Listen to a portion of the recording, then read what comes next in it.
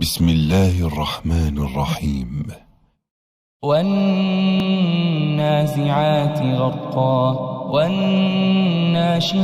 نشطا والسابحات سبحا فالسابقات سبقا فالمدبرات أمرا يوم ترجف الراجفة تتبعها الرادفة قلوب يومئذ واجفة أبصارها خاشعة يقولون أئنا لمردودون في الحافرة أئذا كنا عظاما نخرة قالوا تلك إذا كرة خاسرة فإنما هي زجرة واحدة فإذا هم بالساهرة هل أتاك حديث موسى إذ ناداه ربه بالوادي المقدس طوى اذهب إلى فرعون إنه طغى فقل هل لك إلى أن تزكى وأهديك إلى ربك فتخشى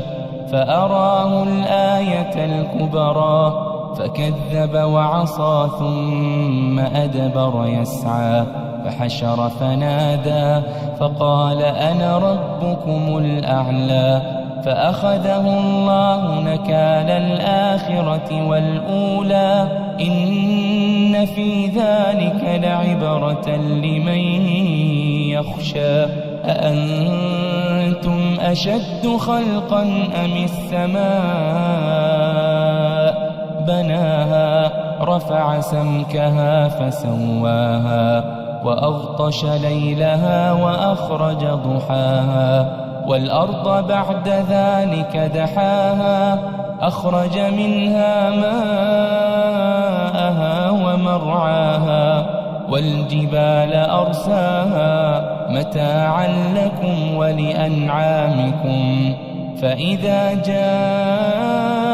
الطامة الكبرى يوم يتذكر الإنسان ما سعى وبرزت الجحيم لمن يرى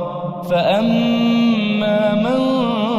طغى وآثر الحياة الدنيا فإن الجحيم هي المأوى وأما من خاف مقام ربه ونهى النفس عن الهوى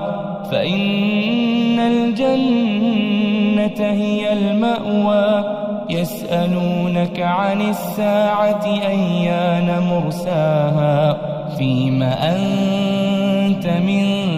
ذكراها إلى ربك منتهاها إنما أنت منذر من يخشاها كأنهم يوم يرونها لم يلبثوا إلا عشية أو ضحاها.